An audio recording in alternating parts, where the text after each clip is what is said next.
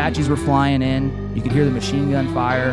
The infantry were clearing, and I'm over here setting up these guys as patrol base. And as I'm laying there, it's 2 o'clock in the morning. I finished the job. I lay down at night. I got my body armor on, my gun strapped across my chest, my helmet on, and I'm protected between 2 concrete barriers.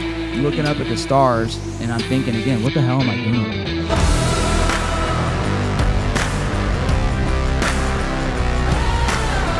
Welcome to Behind the Rise podcast, hosted by the Perrina Brothers. My name is Angelo, and I'm joined by my brothers and business partners, Lucho and Valentino. On this show, we will speak to successful local, national, and global entrepreneurs, as well as discuss lessons we've learned in our 15-year career building a 9-figure organization. We're in the middle of our journey now and want to share with you all the wins, losses, and lessons learned behind the rise. All right, everybody. So today we have Jeramiah Solven here with us, right? All the way from Florida, formerly from Colorado. We'll get into that. Jeramiah Solven is an Army veteran, a former enlisted soldier, and who changed careers and became an infantry soldier in the 75th Ranger Regiment and light infantry commanding company commander. He spent 15 years in the military and completed his time in service with 4 combat deployments, 1 in Iraq, 3 in Afghanistan. He has various unit awards such as Bronze Star and a Combat Infantryman Badge, right? Is that how you say it? Infantryman Badge? Okay. During his time in Special Operations Unit in the 75th Regiment, he led high-value raids against enemy combats of the United States. Jeramiah completed his time in service in 2020 after running 103 miles in the Colorado Rockies, which is ridiculous. It was during that time, during that run, he decided to chase his purpose of building leaders and separating from service. Now he is an entrepreneur and founder and CEO of Conquer Academy, where he helps new and seasoned leaders achieve higher levels of personal and professional success. In business, some of his accomplishments include being featured in Forbes magazine, being featured in Entrepreneurship magazine, training the leaders of a billion-dollar company, building a personal brand that has generated over $100,000 in a single month, and hosting highly intensive leadership events known as Conquer Quest. It's Jeremiah's mission now to bring more good in the world and help others achieve the best. That's just... That.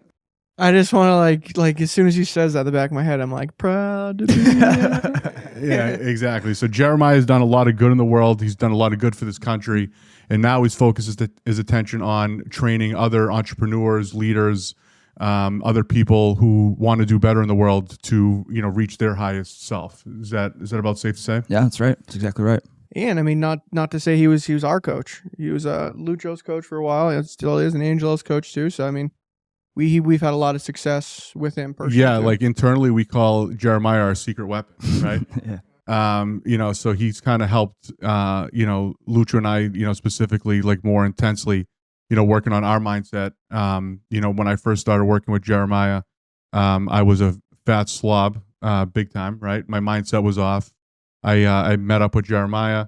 He actually came to my house for 3 weeks. He flew out from his house. He pretty much stayed with me, like almost like that David Goggins did with what's his name, with Jesse Itzler. Yeah, very similar. Yeah, exactly, very similar to that. So he stayed with me. He put me through like an Army Ranger, like school, right? Yeah, like a boot camp. Yeah, like an Army Ranger boot camp. Like threw me in a pool that was not heated, in the winter. Like yeah. right after, like the pool just got open. There's like still fucking algae in the pool and everything. And I was going in, threw me in there with no life vest or anything, and made me turn like my jeans into a life vest. Like that's like one of the things I remember the most. Yep. He really pushed me to the limits. He put me through a lot of what the Army Rangers go through in their camp, which is like specifically it's physical, but it's also mental. Yeah. I remember one of the things that you put me through was I was like doing these sprints back and forth, and then when my heart rate was at like a certain like beats per minute, it was like over 140 or 150. He would have me do like these math questions, right? It would be like count backwards by 2 from 100 down to 0, and if you make a mistake, you have to like do the sprints again. So I can't even do that like sober with a clear mind, never mind like after like with your heart rate at 160. Yeah.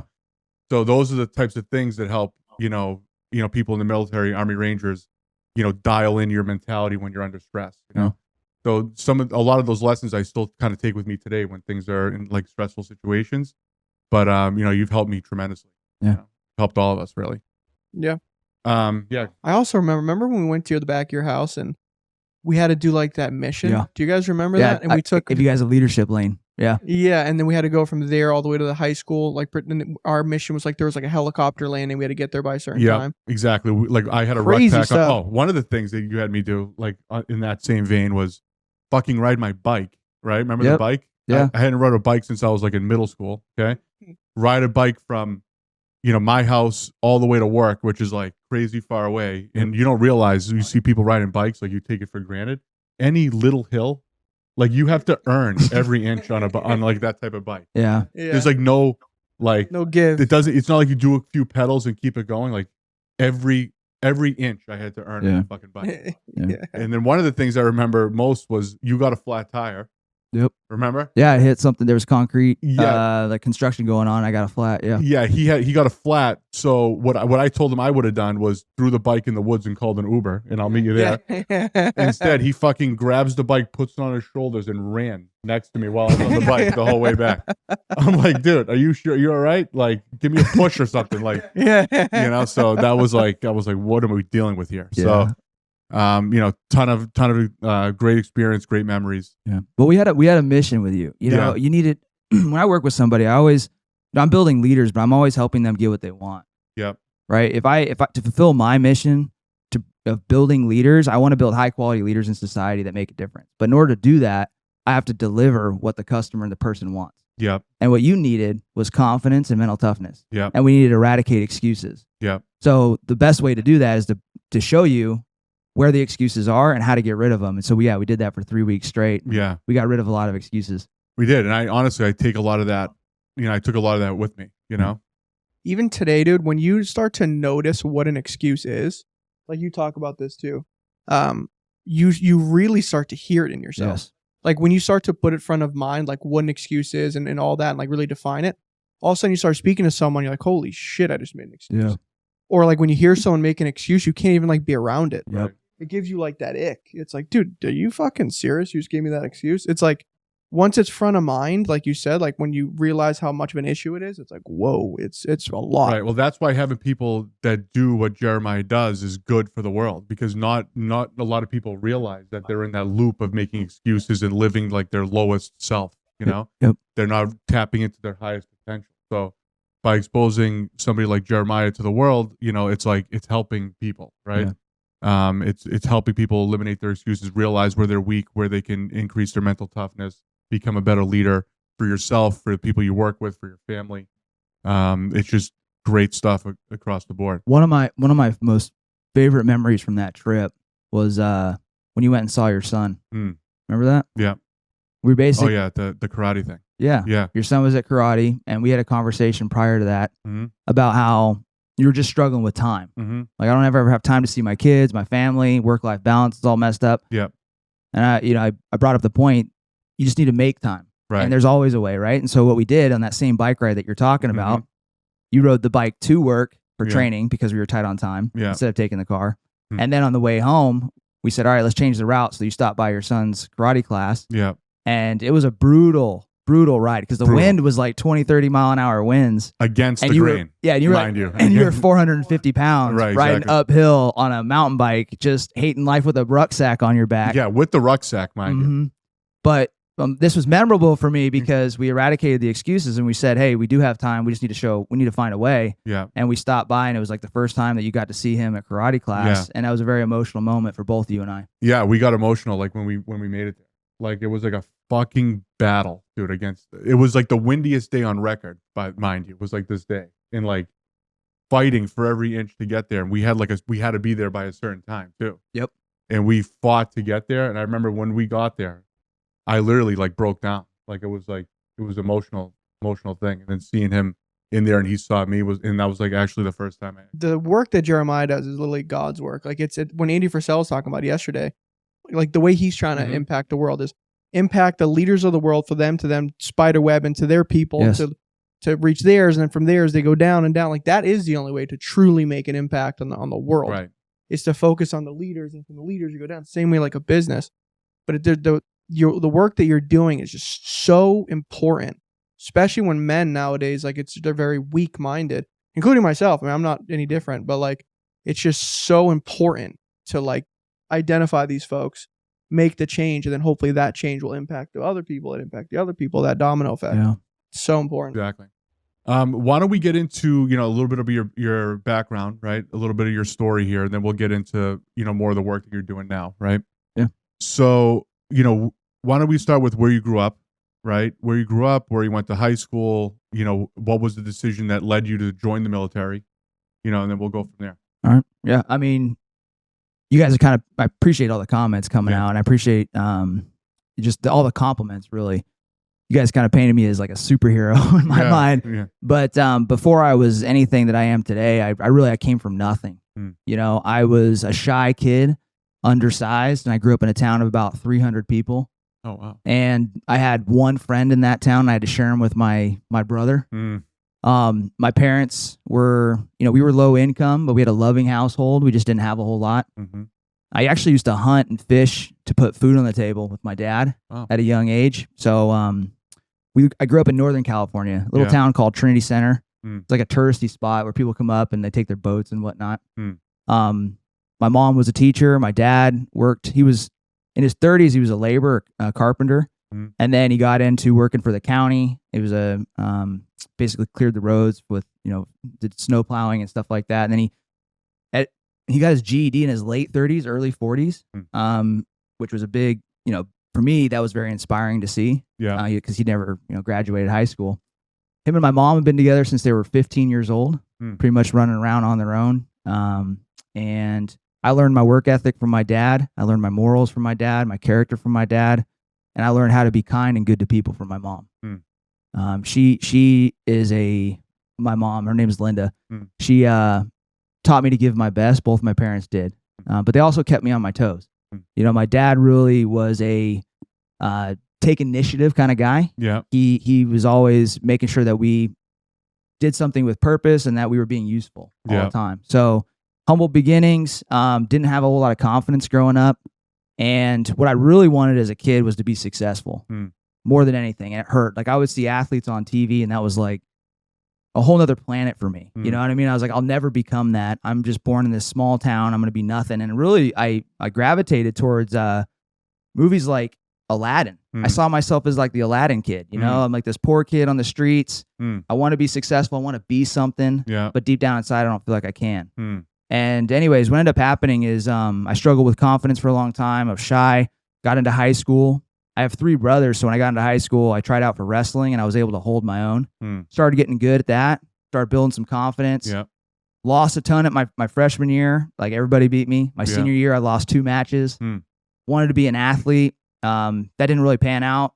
I wasn't good enough. I ended up not qualifying for the state qualifying championship. Yeah. So I didn't have a plan. I went to a community college right after that because that's what everybody else was doing. Yeah. And it was basically just drifting. So I had built myself up with confidence in wrestling. And then after high school, my dream didn't plan out. So here I am drifting, and I was really dead and miserable inside. Went to a community college, kind of clocking in, clocking out, and then started partying a ton. I mean, there was days where I was going to class like drinking. I was it was 2 p.m. and I would go to math class. And I'm doing statistics, and I got a buzz. You know what I mean? And that's just the kind of the person that I had turned into. And I was just drifting and no purpose, no direction, away from home. And what ended up happening is I come home one day with all the other kids that I had gone to college with. Yeah. They were all partying. And I said, dude, enough is enough. It was 2:00 in the afternoon, beer cans everywhere, doing what we were doing. And I walked into my room, I closed the door, and I called the recruiter, the Army recruiter. And at that moment, I enlisted, dropped out of college and enlisted in the military out of desperation. I just felt so shitty about myself and where I was going with life that I just needed change. Yeah. And so that's why I enlisted. And within that, I did what was logical. I wasn't dream chasing. I just said, let me pick a career that makes sense. So I became an enlisted engineer. And if you're familiar with the military, there's 2 sides, enlisted and then the officers. Yeah. So I came in as an enlisted soldier, and I was doing a lot of engineer work, survey and design type work. I deployed to Iraq in 2006, so I enlisted in 2005. August of 2006, I went to Iraq. I turned 20 and 21 in Iraq, and I was there for 15 months. Oh, wow. On that deployment, you didn't have access to the internet, a little bit, but not a lot. Yeah. And I was really soul searching. I was just watching what we were doing over there. An officer in my unit, he was about 23 years old. His name was Christopher Rutherford, and he's an awesome, incredible officer. And he was hit by a roadside bomb, and he was killed. Oh, wow. At 23. And when that happened, I started reflecting on life, and I really started seeking. So what am I doing over here? Right. Why am I in Iraq? Well, what's the purpose of this? I started searching and seeking meaning in life at 20 years old. And I remember I was in the middle of the city, Bakuba, Iraq, and I'm laying there. It's 2:00 in the morning. We used to do all of our engineer work late at night because it was like the safest time to do it.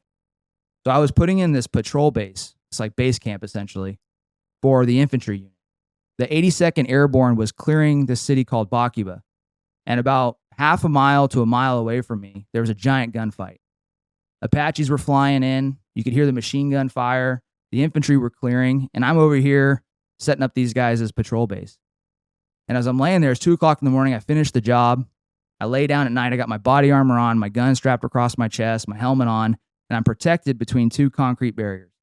I'm looking up at the stars, and I'm thinking again, what the hell am I doing over here? And I hear the gunfire. And at that moment, I remember thinking, I should be over there. I shouldn't be over here. I shouldn't be building this patrol base. I should be in this fight. Why is it that I'm over here and they're over there? And so I had this warrior's call. And what I realized through reflection was that I had given up on my dreams and I had settled, and that I really wanted to be somebody significant, and I wanted success in life, and I wanted to do things that were hard and purpose-driven. So in that moment, I decided to switch gears. I applied for the Army's Green to Gold Scholarship Program, which took you from enlisted soldier to enlisted soldier to officer. And I had to go back to college, do that in order to graduate and earn my commission. That was really challenging for myself because I struggled with academics. I was a college dropout, so I feared all that type of stuff. And I didn't think I was good enough to become an officer, let alone an infantry officer. The infantry is like one of the most competitive branches in the Army. Infantry and aviation. You got to be highly, highly competitive. But again, the warrior's call came, and I said, you know what? I got nothing to lose. Why not go for it? People are dying over here. Life is short. Go chase your dream, dude. Go be part of the fight. And so I applied, and much to my surprise, I was selected. And then basically what ended up happening, went through college. There was a lot of failure there, a lot of just persistence. I ended up graduating. I was in the top of my class, top 10%. I got approved to become an infantry officer, and then got assigned to my first unit. In that unit, a mentor came into my life and encouraged me to take the next step and go deeper. He had a Ranger background, and I knew I wanted to be an infantry officer, and I had this calling to get into special operations, but he really believed in me to do it. So when he started encouraging me to go that direction, he's like, hey, have you ever thought about being a Ranger? I kind of laughed because I didn't think it was possible for me. But I respected the guy. I admired him. I call him Major Steele. Can't really say his name on here. But he's just a really special person to me. And he believed in me. And through that, I ended up applying and getting into the 75th Ranger Regiment, which is a special operations unit. So to draw the contrast here, basically, you have the infantry, which is like playing in the NFL. And then, well, actually, it would be more like college football, right? Yeah. And then getting into the special operations community in the infantry and the Rangers, that's like making it to the NFL. Yeah. You're in the top 0.01%, right? Like straight up by statistics. Yeah. And these are some of the most baddest people on the planet, right? So for myself, I had to grow into somebody that could achieve that. I confronted my doubts, confronted my fears, learned from all my mistakes, ended up getting approved and got selected. So there I was at the 75th Ranger Regiment, and serving with the best, total dream come true. But then the next thing was that every Ranger officer typically wants to be part of the cool mission. Yeah. They want to go do the greatest stuff, right? That's just the personality type. Right. So I wanted that. I wanted to go lead raids. I wanted to be part of that mission set. But not every Ranger officer goes and does that. So here I was I got a chance to be part of that team, but the dream wasn't finished. So I kept working, and eventually what ended up happening, my platoon was called the Bad Mothers Platoon. And I had an amazing team, amazing leaders, and through their leadership, we were selected to go lead high-value target raids overseas. And basically, we were charged with capturing or killing high-value targets that the president had visibility of. Oh, wow. So we weren't like, and I don't want to say that I'm sort of war hero. The guys that I served with, those Rangers, they're heroes. But I got a chance to serve alongside those guys, and they were doing an incredible mission. So I go overseas. I'm in Afghanistan at this point, and dream come true. We do some missions, and what ends up happening is my last Ranger mission occurs. It's December 31st, New Year's Eve, and I'm getting called to go capture or kill this very, very bad person. We have about 80 members on the ground. We fly in at night, and I got about 80 Rangers, which include about, I won't go into specific numbers, but there's an 80-person task force going to go after this guy. We have a partner force attached to us. So we have an Afghan special operations team attached to us as well. I'm the officer in charge of the ground combat. I have a captain that's in charge of, he's overall in charge and responsible for the mission, but I'm the senior officer in charge of the ground combat. So we go in, it's late at night, and as we're approaching the objective, we fly in by helicopter, we touch down, we get off. It's about 10 o'clock at night, and something just doesn't seem right. You know, the enemy, there was movement on the objective before we had flown in, and all that movement had stopped. Nobody was coming out to like pee or any of that type of stuff, so it was unusual. We get to the objective, and it was supposed to be, the gate was supposed to be open. The front, they had this compound, it was built like a castle actually, and there's a courtyard wall that had a gate on it that you could drive a car through, and it was closed when we got there. It was supposed to be open. Well, so these little red flags started happening. What ended up happening was that this building that we were supposed to go infiltrate, we breached the front gate, and it turned into this giant gunfight, and we ended up having a barricaded shooter in a 2-story compound, multiple enemy fighters firing down on us. We had machine gun fire coming at us. We had sporadic small arms fire from the periphery, and it was just a mission turned south. The barricaded shooter started throwing down grenades on top of my guys. I had a team leader that night that lost an eye. Most of my leaders were combat ineffective. They all took shrapnel to the legs or were partially concussed. And the partner force that we were with, we lost an entire squad, about 9 Afghans, because they got wounded through gunfire and fragmentation. So we were completely combat ineffective, and we were just pretty much getting our asses handed to us. And my commander came to me, or I came to him. I said, "Sir, what do you want to do? You know, we're outmatched. We've been fighting for hours at this point, which is not how it's supposed to go." One of the rooms that we were trying to get into was built like a damn arms room. So it was rigged with explosives. It had explosives in there, not rigged, but had explosives in there, ammo in there. And it was just a very dangerous situation to be in. And there's only a couple Americans that could actually fight. So my commander made the decision that we had to exfil, which for a Ranger, that's like the worst thing that you could experience, to withdraw, to retreat. And, but it was the right call. So we ended up we pulled back, we bounded back. My senior NCO on the ground, it's a long story, but he basically was combat ineffective. He was concussed or unconscious. We evacuated him, got on the birds, and started to fly out. As we flew out, my helicopter almost took an RPG round. It flew right over the top of us. Wow. We were almost killed. And the next day, all my leaders that were on that mission, they were getting Purple Hearts. And I was standing there as the officer in charge of the ground combat, feeling pretty shitty about myself and feeling responsible. So I remember looking around and just feeling like a failure and feeling responsible. It was we lost that battle, but my higher headquarters, the next day, we had gathered enough intelligence that they were able to eliminate all the enemies that came on and off of that objective and actually achieve strategic success. So nobody died on the friendly side. A lot of guys got hurt, but overall, in the big picture, it was a success. But it didn't feel like success to me. You know, I beat myself up. I told myself I was responsible. I've dissected that mission so many times inside of my head. And right after that, unfortunately, my time at the Ranger Regiment was over. And so I had to go on to a military school. And I was dealing with the stress of that mission, the guilt, the failure, and through just the way my life was going at the time, I went to this school and I had to leave my wife as well. So in this period of time, I spent about 2 years away from my wife, and I was going through everything from that deployment, and life got pretty shitty for me. And I can get into some of that stuff later, but bottom line is I found a mentor that pulled me out of it. And he taught me about success. He taught me about all the gaps in my life, and he helped me fix me. And by doing that, things started working out. The world started getting back into order, and I started feeling more confident about myself. I started a business. I started helping the leaders around me with the skills that I had achieve their success. And I built Conquer Academy. I ran the 103 miles. I got out and I just doubled down on everything. So that's the overall story of my rise here. Yeah. I mean, that's pretty badass, that mission, you know? Oh, fuck. Yeah, that's pretty badass. But I don't know, even as There's a lot to unpack. yeah, I mean, even as you explained it, like, being in the moment, like, I guess I could see why you might have thought it was a failure on your part, but just hearing it, I don't even hear that at all. Yeah, I was thinking the same. Yeah, like, thing. I don't. I mean, it sounds like you held your mud. Yeah, it's like nobody died.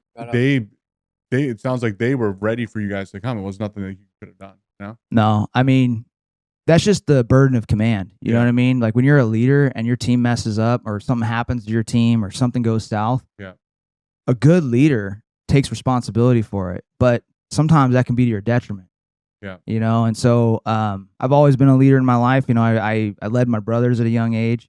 And so I've always carried the burden of command. I've always carried the burden of leadership. And I was probably being harder on myself than I should have been. And I learned that. I gave myself forgiveness later on. Yeah. But it took a lot of work, a lot of internal work to get myself there. And by doing that, I fixed myself, and the world fixed itself. Yeah. I have a question. So when the mentor came in, because like it sounds like that rut period of your life, like that post when you met the mentor and he started to help fix you. What was the stuff that he was telling you to do to like get you out of that rut? 'Cause I'm sure there's a lot of people that go into those ruts, and when you are in that rut, you feel like the whole world is against you again. Like you look at the world in a different view. Yeah. So it's like but it's a lot of inner work. What were some of like the main points? Yeah. The thing that really saved me, I mean, it was him for sure, but what he taught me was personal development. Personal development saved my life. Okay. It came in, there was two really difficult times in my life, one in entrepreneurship and then one just in life in general. The first one was back in like 2012, 13, when I tried to buy my first house and I got rejected from the banks. I turned to personal development to study success, money, all those type of things to fix that problem. It really helped me, put me on track into entrepreneurship. And then during this tough time in the Ranger Regiment, I was seeking again, and I gravitated again towards personal development. So what he taught me, he told me this story I'll never forget. He said, Jeremiah, so he was on a podcast, and I didn't have a lot of successful people in my life. And I remember I was just trying to self-study. I was putting good input into my head, trying to work on myself. Let me backtrack real quick. This is how bad things got. So during this period, I said it was dark, right? I was drinking every single night. I'm going to this school, this military school. Everybody thinks I'm fine. And I'm like approachable, I'm happy, yada, yada. But at night, as soon as I'm done with my work, I'm getting blackout drunk. And I'm doing this in a little shitty apartment by myself. I mean, the only furniture I had in this house had a blow-up mattress upstairs, and I had a picnic table downstairs that I had, gotten together because I was supporting two households, and I was just penny pinching. And so I'm going through, it's just not a good environment, but what I'm saying is I was getting hammered every single night and just reliving everything that had happened. And then one night things got so bad, I put a gun to my head. Nobody knew I was doing it. Nobody knew I was having a hard time. My grades in school, I'd ace them and then all of a sudden flunk. Ace and flunk. Just weird behavior, right? Right. So when I put a gun to my head and I'm just in tears, hammered, and I couldn't pull the trigger. I saw my family's life flash in front of my face, my wife, everybody. And that was the moment I said enough is enough. And I said, I got to get myself together. Yeah. So I started searching again. I went to podcasts, books, and that led me to an interview. It's actually Ed Milet's podcast. And he had this lady on, Sarah Centrella. She wrote this book, Hustle, Believe, Receive. And in the interview, I remember he was basically dissecting her path to success and asked her for advice. She said, listen, my advice is if you don't know anybody successful, find somebody and interview them. So I'm like studying every podcast I get my hands on to try to fix myself. Yeah. And so I listened to the advice, And I listened to Ed's podcast again. This guy comes on, and I'm just totally attracted to everything that he has to say. So I find him on social media. I send him a message. I say, hey, I really like what you did on this show. I love this and this and this. Do you mind if I get 30 minutes of your time and ask you some questions about success?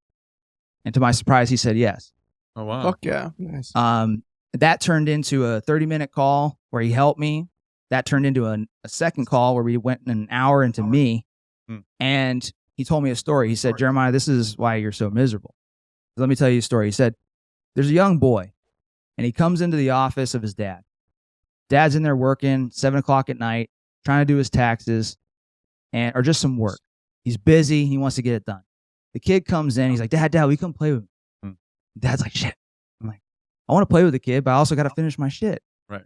And he doesn't want to leave the kid hanging. So he looks over and he grabs this magazine. And on the cover of the magazine is a picture of the globe, like the world. And he looks at his son. He's like, you know what, son? I will play with you, but first I want you to go do this puzzle. And he takes the magazine cover and he rips it up. And he gives him all the pieces of the magazine cover. The kid runs away, and he's thinking he buys himself hours of time. And 5 minutes later, the kid comes back, and he's like, I'm done. He's like, shit, man. What the hell? He's like, no way you finished that. How'd you do that so quick? He's like, no, Dad, it's done. Come check it out. Goes in there, sure as hell, on the table. It's all put together. The globe is facing perfectly in order. He's like, how'd you do that?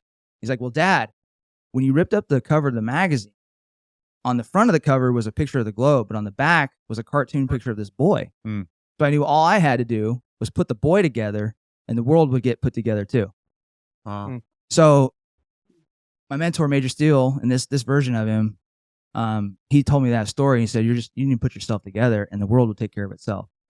So he pulled the hood back of my metaphorical car, me, and started showing me all the gaps in my life: relationships, spirituality, fun, profession, everything. I mean, I was completely broke in every area of life except for my career. On the outside, it looked like I was successful. Yeah. I had the job everybody wanted. I'd grown tremendously. Here I am. Everybody looks at me like this guy's a killer. Yeah. Plus, I'm extremely physically fit, but inside, I'm completely broken. So from that, he helped me lay out a plan to take my weaknesses and improve upon them. We worked on different areas of my life: my career, my relationships, spirituality. And through that, I started building confidence. I created businesses, and that put me on track. So, you asked, what did my mentor give me, or what advice did he give? It's to put yourself together first. And he led me towards personal development to do that. That's huge. Yeah, momentum wins, dude. That's a big thing. Well, personal development wins. Like, that was a theme we heard all weekend long, right? We went to that event, right? And we heard from a lot of very successful people, and every single person's message is you need to fix yourself first, and everything. It's the answer to every problem. It's the answer to everything. It's like, if you can find you become a leader. You're like the business. If you're in business, your business will never outpace your personal growth. That's right. Right. And that's that's a theme that we've heard. And then that if you're not in your own business, that could be in any, like your family life, right? Like your family around you is not going to thrive the way they would if you're not right with yourself. Yeah. Your quality of life will not exceed your level of personal development. Exactly. If you want a higher level quality of life, you have to work on your personal development. You have to work on yourself, your mindset, the way you think, understanding how you think. Most people have a very low level of consciousness.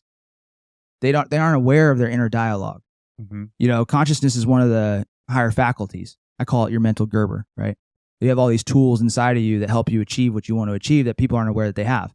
Imagination, willpower, consciousness is one of them, memory, reason, those sort of things.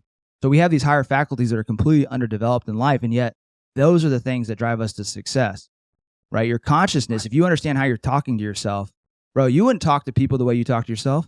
Right. No way. Okay, so we got to fix that if we want to achieve something. It's crazy. Everyone's looking for like a tactical answer for something. Like, just tell me something that I can apply today that's going to make me more money. Right. Like, is there like just this investment I don't know about, or there's just something that you don't know that I could just apply, but it's never the answer. The answer is just, look in the mirror. And that's why coaches are huge. Like I feel like for me anyway, it's like I could watch all the podcasts in the world, and it's like you hear these principles and you believe them, and you start to apply a little bit of it, but it's hard to really, you're not being fully self-aware of what's going on with yourself. Right. You know what I mean? And when you're talking to a coach, you learn so much about yourself that it's hard to explain, Right. you know? And one of the, I think, effective traits for a coach, which I think that you have in spades, like that's probably your like magic sauce, is that you have this like ability to ask the person questions, right? That leads you to the answer, Yeah. right? Because Right. like I want sometimes like just fucking tell me what to do, Yep. right? Right. Like, all right, this is where I'm at. Right. That's what everybody Yeah, wants. just tell me. Just tell me. Tell But me it what to doesn't do. I work. don't want to Yeah. think. I just want to do it, and I'll do what you tell me to do. Yep. But that's not always that's not an effective approach. You right? said something so powerful. Yeah. 93% of people would rather die than think. Hmm. Okay. What did I say, 95 or 93? 93. Yeah, 90, what? 93? Yeah, 93 is right. That's 93. like actually a thing. Yeah, 93%. I forget where I heard that. Yeah. My mentor taught it to me. Yeah. 93% of people would rather die than think. He said that 5% of people think they think, and then 2% of people actually think. So like legit thinking is a skill, right? And so what I really do with people, the question most people should be asking is, why does he ask so many questions? Right. Why is he doing that? Why? It's because I'm rewiring your brain. Okay. Every thought that you have creates a track inside of your brain. Neuroplasticity, right? It's like a pathway. So everybody, one of the things that my mentor taught me was here's his assessment of me after we dove deep into what was going on with me. He said, Jeremiah, not only is your wheel of life messed up, but you have stinking thinking and a bunch of mind knots. Okay. Mind knots are just negative ways of thinking. And these are the limitations that hold us all back. So what I'm doing through questions, which is a leadership skill, is teaching somebody how to think. Right. Because if I do that one time, especially if I do it a second time, now they're hooked and they can think that way all the time. They just have to practice it. You know what I mean? Right. It's like teaching someone how to fish rather than giving them the fish. Exactly right. Dude, negative self-talk is a huge problem, at least for me. Yeah. If I feel like if someone like really like unpeeled my head and listened to my monologue, they'd be like, "Whoa." Take it easy. Take it Yeah, easy. and it's so subconscious, it's so deep, and you wonder like where it comes from. Like, where was the root of this? Like, how did this even happen? Yeah. Well, How did it even get most here? people are just rolling around like zombies in a subconscious state, right? And they're not moving around with intent, you know? And like, if you just let that like subconscious state like go, you're just going through life. Like you're going through life waiting to die, right? And instead of taking life, like you're doing life. Life is doing. That's right. I mean, think about what happened to me. Like my thinking was literally killing me. Your brain is your biggest asset, your biggest weapon. Like think about this. Your mindset is. Elon Musk is using his mindset to get the entire planet to Mars. That's the power of it. Right. The mindset created this microphone. It created the clothes that we're wearing. Your mind is what creates everything. And yet most people are using their biggest weapon against themselves. They're pointing, instead of going to Mars, they're talking about how big of a piece of shit they are. Right. How much they're failing. How much they're not given, like what they're self-destructing. And it can literally kill you. Yeah.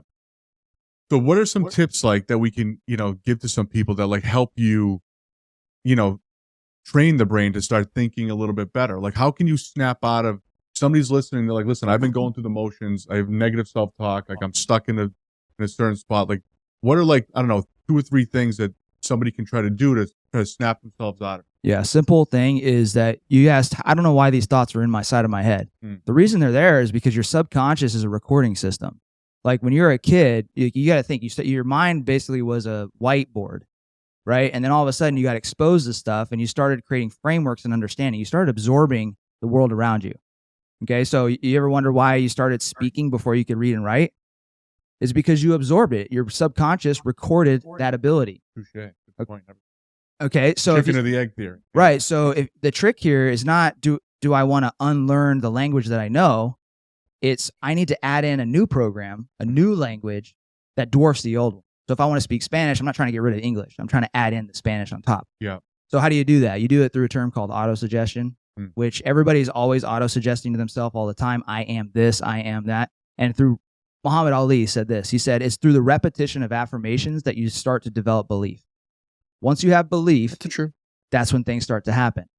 So you have to literally, when I first started off in entrepreneurship, I had to brainwash myself for success because I wasn't getting what I wanted. So I hit the books, I started studying.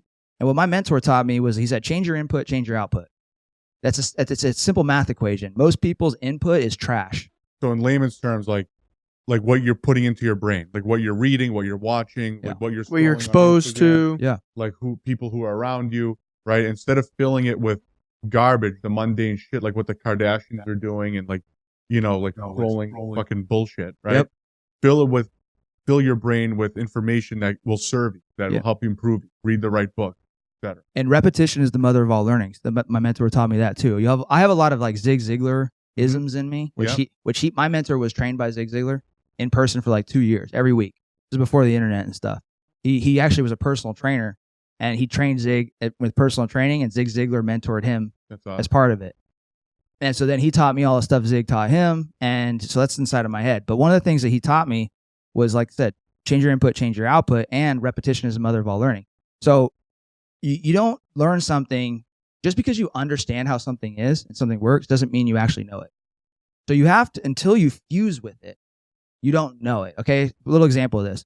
I can teach you how to ride a bike. I can say, hey, when you want to ride this bicycle, you get on it, you sit on it. If it has training wheels, I can talk you through the steps. Yeah, and you can conceptualize it. But can you ride the bike? No. You don't actually know how to ride the bike until you get on it.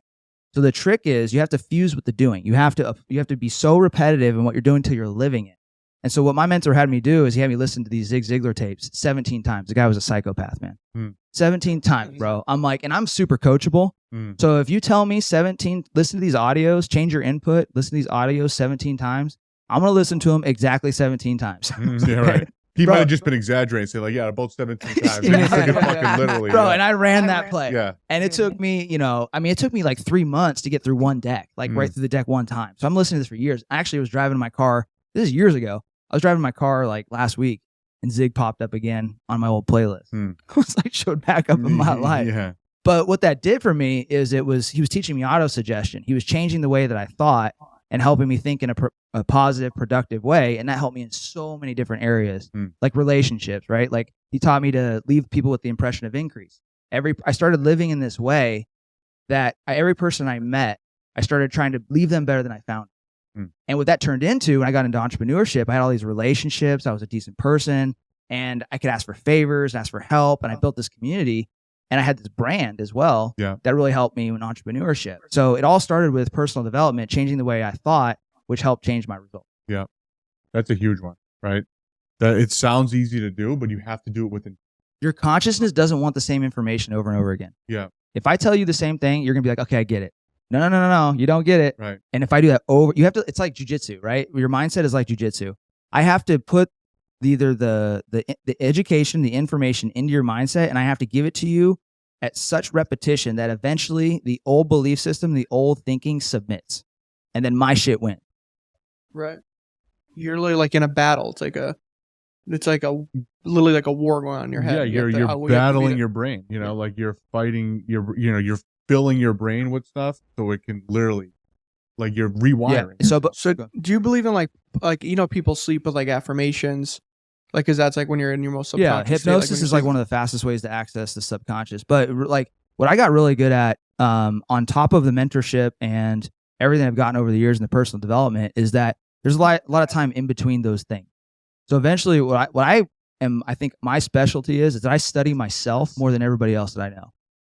Big time. You put me up against anybody on the face of the planet, I know more about myself, where I'm going, and I can go, like, there's some guys that, like, we spoke with the personal development event we were at the other day. I can go toe to toe with every single one of those guys, personal development. And those guys are world class. Yeah. I'd probably beat them in some ways. But the reason why I know is because I've studied myself. I'm inside when I go on these runs, I do a lot of running, a lot of cardio. And when I'm on those runs, I'm mastering my mind. I'm not listening to music 90% of the time. I listen to a little bit here and there. Most of the time, I'm not listening to anything other than my own thoughts, and I'm taking control of them, and I'm shifting them during that run. I'm solving problems. I'm rewiring. I'm visualizing. I'm getting into a meditative state. It's very intentional. Wow. So I've been in my head, like almost like, I guess like a David Goggins would be, right? Like I'm thinking about myself, where I'm going, and how to fix everything that's going on inside, because the external world becomes a byproduct of the internal world. Okay? People don't realize this. Your environment is a reflection of what's going on inside of you. Yeah.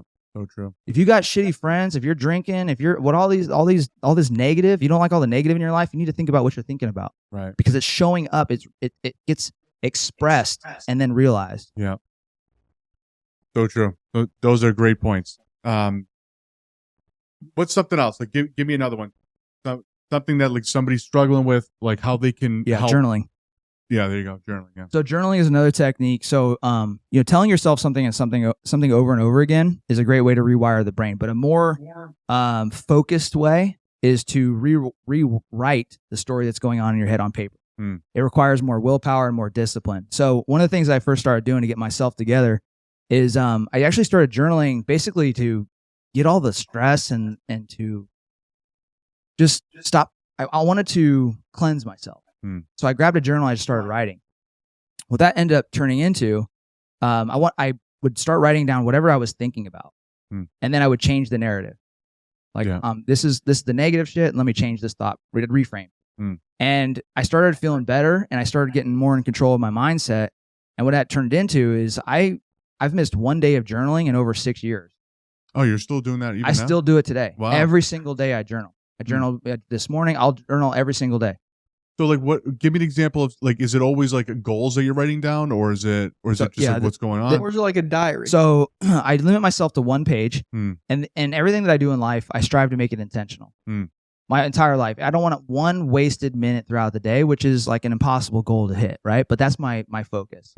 So when I wake up in the morning, my idea is that I need to cleanse myself because I wake up nasty. I wake up negative. Yeah. I don't want to approach my day like that. I want to cleanse, right? I want to be mentally potty trained. Wake up, go to the bathroom. So for myself, I grab the journal. First thing I do is consciously stream. What am I thinking about this morning? What's on my mind? Let it out. Stress at work, wife this, kids, whatever it is, dogs this, I don't know, money this, that, whatever. So you're just writing out like what it is that's in your head. Like, it's conscious streaming. So conscious streaming means like I'm not thinking about what I want to write. I'm literally just allowing the information to flow to my pen and hit the paper. Cool. Okay. So just let it go. Just relax. Right. And then give myself like a paragraph or so to do that. Yeah. The next thing I do is I switch and I reframe and I get intentional with where I want to go. So I start writing about things that I'm grateful for, what my vision for success is, where I'm headed. And then I close that off with my goals. So it's that framework: consciously streaming, reframe into gratitude and vision, and then goals. Yeah. How important? That's a good template. Yeah, that's great. I'm gonna try that. I'm gonna use that because that's something I've talked about this on every single episode. That's my hardest thing, is to intentionally, like, I rewire the brain. Like I say to myself, like, I want to start journaling, write my goals every morning, meditating, and I'm just not there yet. Like, to do it consistently, but it's like, just fucking do it. Yeah. Well, dude, when you figure this out, when you start mastering your mindset, you can do crazy stuff. Right. Anything is possible. Right. You decide first and figure out how later, every single step of the way. Like, I ran 103 miles in the Colorado Rockies, right?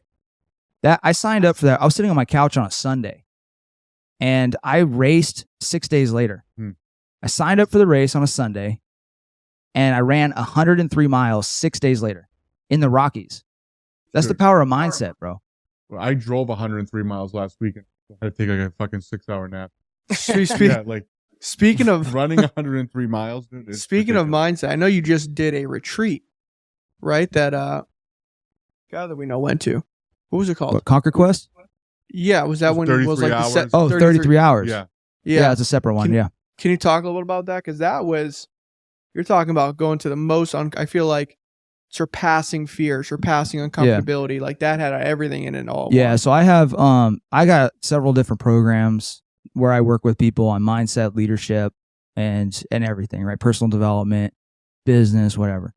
I also do events. So majority of my business is ran virtually, but we have, inside of Conquer Academy, I have Conquer Quest, which is my highly intensive leadership training. And then I have a partnership collaboration with the CEO and founder of Strong Physiques. So he's a former special operations veteran as well. And that event is called 33 Hours. That event was designed to turn regular guys into high-value men. So it's for men specifically, and it's 33 hours of nonstop continuous movement, physical training, emotional training, mindset training. And what we do with them is they show up and we start with both events. Actually, that and Conquer Quest. Majority of the time with Quest, we start at the same time. We start at 9 p.m. at night. 9 p.m. at night. Start at 9? Start at 9 p.m. at night. And then we don't stop for 33 hours. Wow. Okay. And in there, I mean, there's a lot of different things that go into it. I do the same thing in Conquer Quest, which we had one of those in, where was the last one at? It was Utah.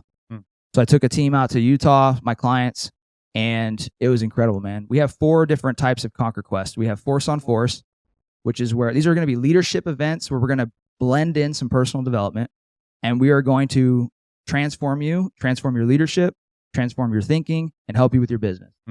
So the people that come to these events range. They could be, multimillionaires, or they could be just starting off in entrepreneurship. For instance, one of the ones that came out, she's a hairstylist. She was making, when she came to me, she was making like $35 an hour, and she tripled her finances within 3 months or 3 weeks. Wow. She went, just incredible. Like tripled her annual income in 3 weeks. By adjusting her thinking. Her thinking. Yep. And so she came out to the event, and during this event, we started at 9 p.m. and we didn't stop until Sunday afternoon. And what we did with them is we put them through a lot of movement. We get them nice, tired, and fatigued, and we make them responsible for each other. So they run leadership lanes by leading each other. And then we cap that off with a force on force exercise. They haven't slept in like a day and a half. And now we're going to have you guys, like kind of like what I did with you brothers, right? But imagine a bigger team, and now you're doing airsoft against each other. And within that, you're responsible for everybody on the team. So you're sleep deprived, you're hungry, you haven't slept. This isn't even your field. You're a hairstylist or a starting entrepreneur. Right. And you got these special operations veterans like telling you to go plan this mission and go fight the enemy. Right. Yeah. Okay. And people might be wondering, like, how does that correlate, right? Right. But here's what happened is that, we took this lady, the starting entrepreneur, and she's out there sleep deprived and she's leading her team. I mean, these people, like, she got back in her first post. She was like, if I would have shown up for myself in my career, my profession, like I did at Conquer Quest, she's like, I would be a multi-millionaire by now. Right. So we teach them. We teach them to tap into their potential. We give them strength. We teach them what their strengths are. We evaluate them. And 33 hours is very similar. It's just more emotional. We get into the depths of the person's emotions versus their leadership. I saw some of those videos, and it was like, whoa. Like people really hitting like those like epiphany moments, or like those low lows, and just fighting through those moments, because those moments are where I feel like you have the biggest breakthroughs. When you're at your biggest low and you break through it, and then you prove to yourself that you can do it, and then all of a sudden that win turns into like that seed, and that seed grows and grows, and that's where that kind of confidence comes from, is when you break through those breakthrough moments. Absolutely. Yes. So like a common question people ask, like, okay, if you had to start over, you only had like, what would you do? Like, how would you start over? Right. And based on all this information, I think the answer is you need to invest that into getting your mindset right, and getting a coach or getting somebody that's going to help untap your potential. Yeah. You need to do whatever next step is going to cause you to be the greatest version of you, because when you do that, you now are on a frequency with other people that are that version of you, the future you. So you're able to open up doors with other people. Like shitheads don't hang out with multimillionaires. Right. Like it just doesn't happen. Right. So if you want to be a multimillionaire, you got to improve yourself and get on the same frequency of thinking, operating, believing, like this type of conversation. Like, me 10, 15 years ago, this wouldn't resonate with me. I would have been like, what the hell are you guys all talking about? This is like some magic frou-frou shit. Right. Right. So you got to like figure out how to get your best self to show up and invest into that skill first, starting with your thinking, and then everything else starts opening up. Yeah.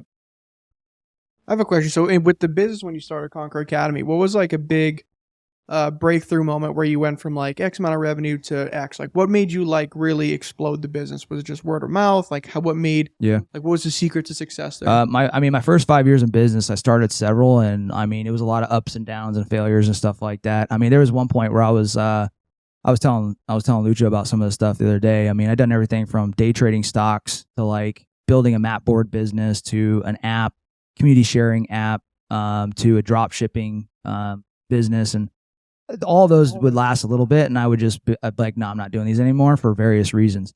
But what ended up happening, my big success came from working with my mentor. Like I had been trying and going in circles for freaking years, man, and I'm coming up short. I'm not making any money. These things aren't working. I'm not passionate about any of these. So I started working with this guy, and he taught me this one lesson. He said, Jeremiah, listen, if you want to build a business, remember this. You can get everything that you want if you just help enough people get what they want. And it was what Zig had taught him. And like when he said that, something clicked. And then he was like, why don't you just take all your experience from the military and start teaching other people how you've managed life, work-life balance, how you've got yourself to show up every single day of life, achieve success here, here, and here. Not only that, but your leaders, everywhere you go, they're becoming the top performers in the units that you're in. So you obviously have something here with leadership, dude. So why don't you package all that stuff up and create a coaching business? I kind of laughed at him. I was like, bro, that's not a real business. Come on. Yeah, right. You know? Yeah. And I'm like, that's like some made up. So then, but I respected the guy. He had the results that I wanted, and I'm a great student. So after a day or two of reflecting, I said, all right, I'm going to try it out. Did a post on social media. I didn't have any following at all. Maybe like a couple hundred followers or something like that. Maybe 1,000 tops. And I said, hey guys, I'm going to do a beta program where I help somebody reach peak mental and physical heights. And I'm going to share with you guys all the stuff that helped me go from X, Y to Z, right? And when I did that, I got an instant bite. Really? Yeah. It was somebody from that I had been in college with. And they were like, from the outside, it looked great. They were like, hey, you know, you've transformed tremendously. Jeremiah, you were like stomping around in the mountains like Tarzan as a kid. And now you're like leading high value target raids against enemy combatants in the United States. And now you're an infantry company commander with 130 soldiers underneath your command. I want to know how you did it all. Like, how did you manage life? How did you achieve the career success? And so we laid out a plan. It was with a cop, actually, an LAPD officer. And for 3 months, I worked with them on work-life balance, establishing their goals and helping them fix them. That's awesome. And so that was a big quantum leap for me, going from years of failure to instant, like quote unquote, overnight success. But it took years to get there. And then there was some more after that. I mean, like I said, my personal brand has done very well. I've, I hit 100K months just organically, which is pretty mind-blowing for a guy that comes from like nothing. Right. But it all comes through helping others get what they want. Yeah. Which that is a huge lesson right there, right? That we learned again. Andy Frisella drilled that into everybody this weekend, right? Was having a mission-driven focus. If you're just in business, no matter what business you're in, just to make money, that business is not going to be successful long term. It's not going to make it, right? And it's not going to be fulfilling. That's right. Right. Like if you want to just make like a few bucks, like he said, like, quote, if you want to make like a couple dollars here and there, you can do that. Start a drop shipping business selling like shampoo to like random people like from China, like drop ship it from China. Right. You'll do all right. Like you'll do all right for a little while. Right. You can do it through will. So Right. in order for a goal to really work for you, this is something everybody should listen to and pay attention to, and probably re-listen to over and over again. In order for a goal to work for you, not you work for the goal, a goal to work for you, where you guys are both in harmony with each other, working towards each other. Okay? You need to be logically and emotionally connected to it. Okay? Think about love. If you only logically like somebody, how long is that relationship going to last? Not very long. I've been in a couple of those. Right. Not much. But if you are logically, hey, I like what this person has to offer, not only that, but I'm emotionally attached and attracted, all of a sudden you're fused with them. And even before you start dating or being serious, you will move mountains for that person. Yeah. So my 103-mile race, I was logically and emotionally connected to that goal. I basically said that goal symbolized my future success. I said, I want to do something daring. I want to do something great that symbolizes that I'm in it for the long haul for success in life. What can I do? And I got inspired and I saw logically, I was like, 100-mile race, that sounds tough. You've done some tough stuff, but that sounds really tough. And in the Rockies, 11,000 feet. Yeah. Can you do it? Right. Click, sign up. Right. And now I had to get myself emotionally involved. I said, okay, logically, I'm going to do this. Emotionally, it means future success in everything that I do. And so then I repeated that and I fused with it. All right. I had 6 days to prepare. So the next thing that I did, I started calling my power people. Right. We talked about auto-suggestion and inner talk. I didn't want any negative thinking when I hit that race. I didn't know jack and shit about 100-mile races. Nothing. Way out of my league. I actually went out there with a $50 pair of Under Armour shoes. That's how bad it was. Wow. I got damn near hypothermic. But what pulled me through this race was that I was emotionally and logically connected to the outcome. And in my hardest times during the race, I didn't think about what I wanted completing the race. I thought about why I was fucking there. Okay? The what in life will push you to what you want. The why pulls you through. Yeah. Why you're doing it, why you're in the relationship with the person you're in, why you're in the business that you're in.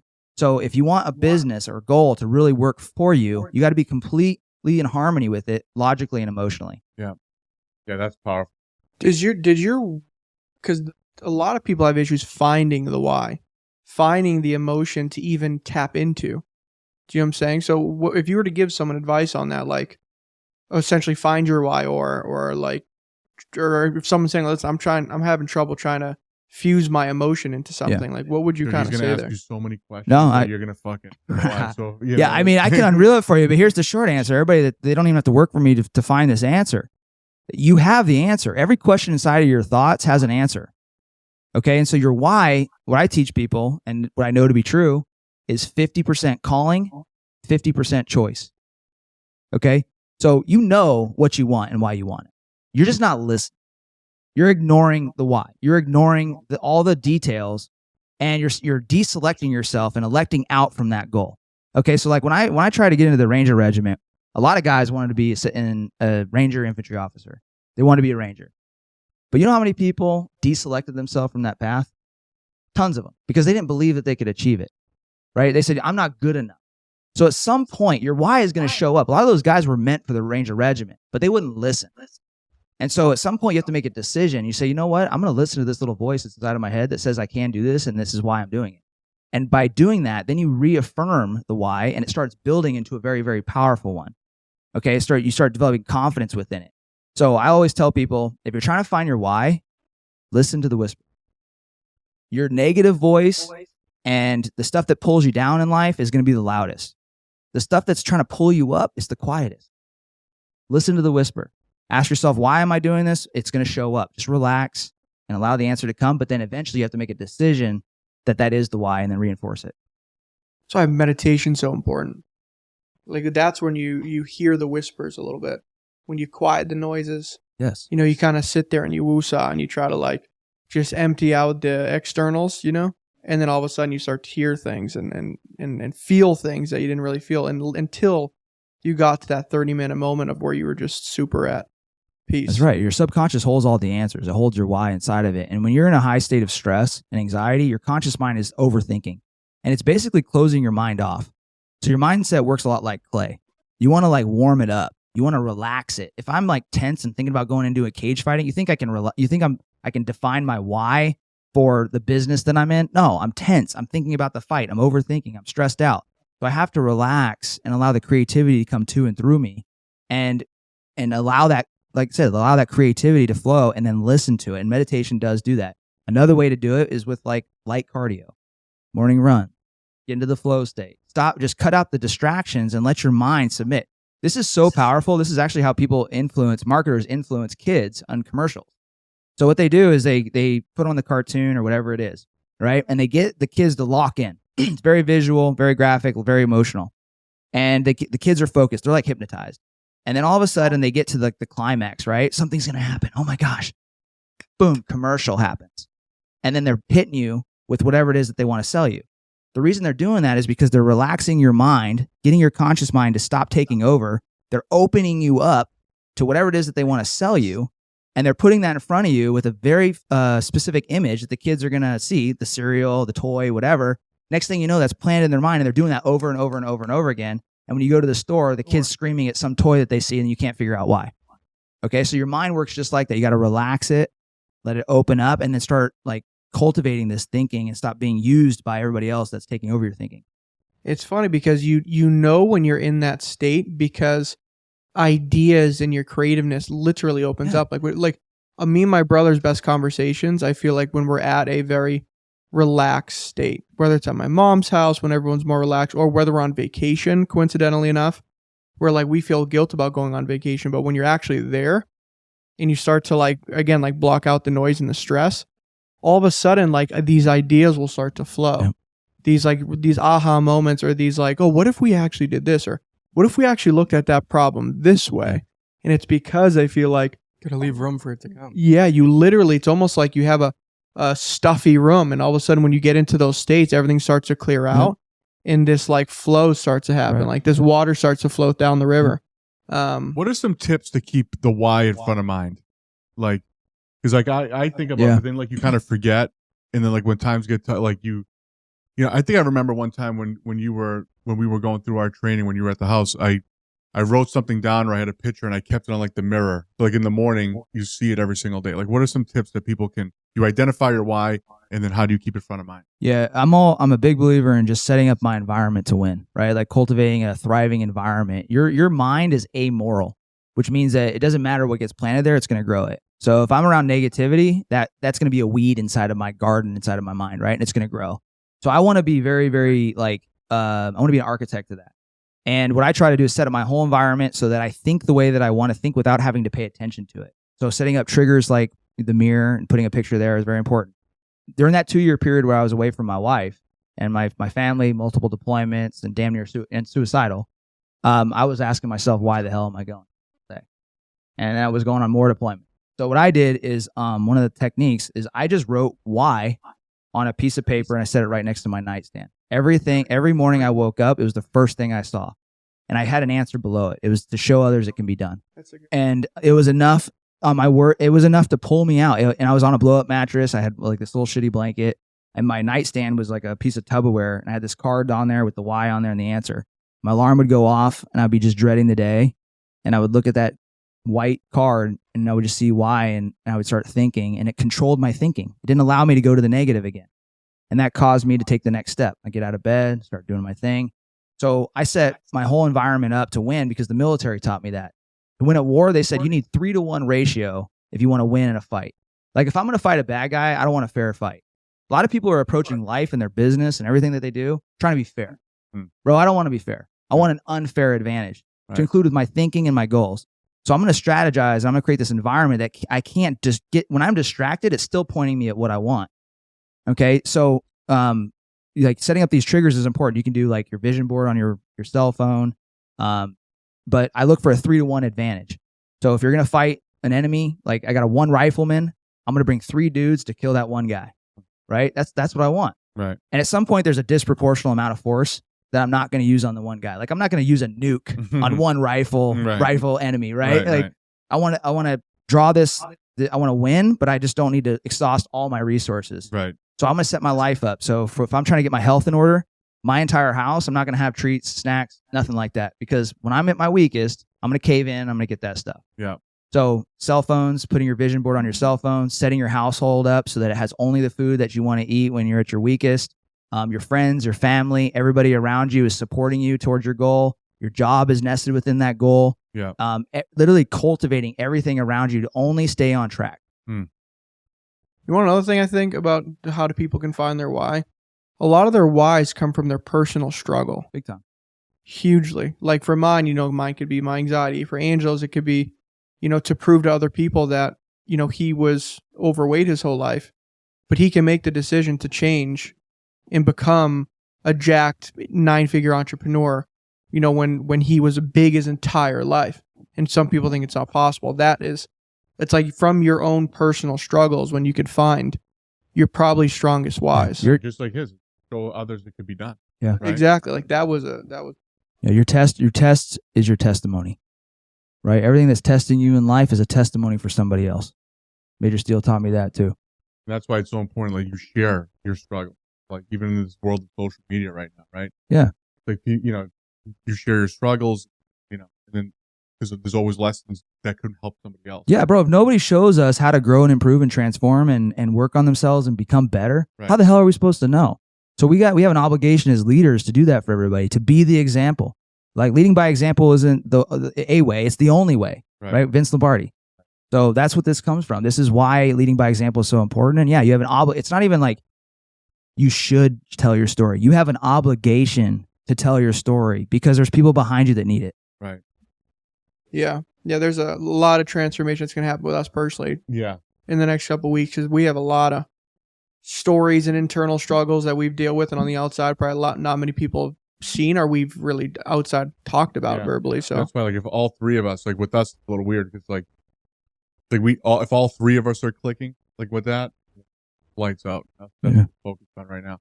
So, guys, this episode, there's like rewatch it, get a pen out, take notes because there was a lot of good stuff.